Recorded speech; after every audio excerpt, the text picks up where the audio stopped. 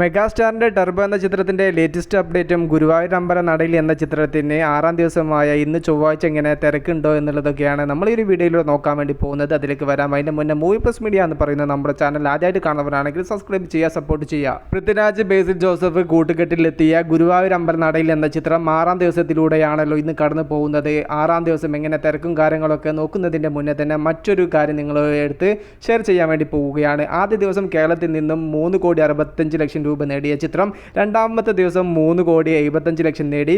മൂന്നാം ദിവസം 4,50,00,000. നാലാം ദിവസം 5,90,00,000. അന്നായിരുന്നു ഏറ്റവും കൂടുതൽ കേരള കളക്ഷൻ കിട്ടിയ ദിവസം.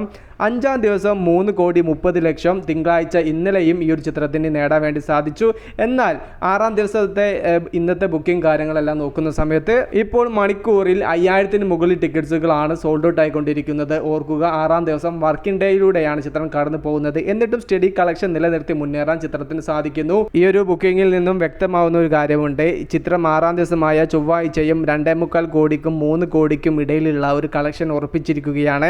കേരളത്തിൽ നിന്നും അങ്ങനെ 5 ദിവസങ്ങൾ കൊണ്ട് 21,10,00,000 രൂപയാണ് ചിത്രത്തിന്റെ കളക്ഷൻ. ഇന്നത്തെ ചിത്രത്തിന്റെ കേരള കളക്ഷനും കൂടെ ചേരുന്ന സമയത്ത് ഏകദേശം 24 കോടിയിലെത്തും ചിത്രത്തിന്റെ കേരള കളക്ഷൻ. അതോടൊപ്പം തന്നെ ചിത്രം 50 CR അടിച്ച കാര്യം ഇന്നലെ പൃഥ്വിരാജ് തന്നെ FB-യിലൂടെ പോസ്റ്റ് ചെയ്തിട്ടുണ്ടായിരുന്നു. ടർബോ മൂവി തിയേറ്ററിലെത്താൻ ഇനി 2 ദിവസങ്ങൾ മാത്രമാണല്ലോ ബാക്കി നിൽക്കുന്നത്. ഇപ്പോൾ ഇതാ ടിക്കറ്റ്സിന് ചൂട് പിടിച്ചിരിക്കുകയാണ്. പ്രീസ് കളക്ഷനിൽ ചൂടപ്പം പോലെയാണ് ടിക്കറ്റ്സുകൾ സോൾഡ് ഔട്ട് ആയിക്കൊണ്ടിരിക്കുന്നത്. ചിത്രത്തിന്റെ കേരള പ്രീസെയിൽ കളക്ഷൻ 2.5 കോടിയിൽ എത്തി നിൽക്കുന്നു. അതോടൊപ്പം തന്നെ ചിത്രത്തിന്റെ വേൾഡ് വൈഡ് പ്രീസെയിൽ കളക്ഷൻ 3.5 കോടിക്ക് മുകളിലും എത്തിയിട്ടുണ്ട്. ഏകദേശം ഇന്നത്തെ പ്രീസെയിൽ കളക്ഷനോട് കൂടെ തന്നെ വേൾഡ് വൈഡ് 4 CRൽ ഇടം പിടിക്കും. അതോടൊപ്പം തന്നെ 5 CR പ്രീസെയിൽ കളക്ഷൻ ഉറപ്പിച്ചിരിക്കുകയാണ് ടർബോ. അതും കഴിഞ്ഞ് ഏകദേശം 7 കോടിയിലേക്കൊക്കെ ചിലപ്പോൾ ചിത്രത്തിന്റെ ടോട്ടൽ പ്രീസെയിൽ കളക്ഷൻ എത്തപ്പെടാനും ചാൻസ് ഉണ്ട്. കാത്തിരിക്കാൻ നമുക്ക് നാളെ നൈറ്റോട് കൂടെയുള്ള ചിത്രത്തിന്റെ പ്രീസെയിൽ കളക്ഷൻ അപ്ഡേറ്റിന് വേണ്ടിയിട്ട്. നിങ്ങളുടെ അഭിപ്രായത്തിൽ കേരള പ്രീസെയിൽ കളക്ഷൻ എവിടെ ചെന്നെത്തും, അതുപോലെ വേൾഡ് വൈഡ് പ്രീസെയിൽ കളക്ഷൻ എവിടെ ചെന്നെത്തും,